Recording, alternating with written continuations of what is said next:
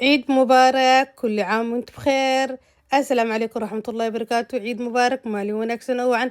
halkaan naga daawanayso waa kanaalka Monalisa. Si sharaf waxaan kaaga codsanayaa haddii ay tahay marka kugu horeysay subscribe-kina igu caawisid. haddii aa horey ila joogtay like nagu sharaf aad iyo aad kaga mahad celinaya maanta iyo ciideeni damaashaadka soo baxna soo raaca.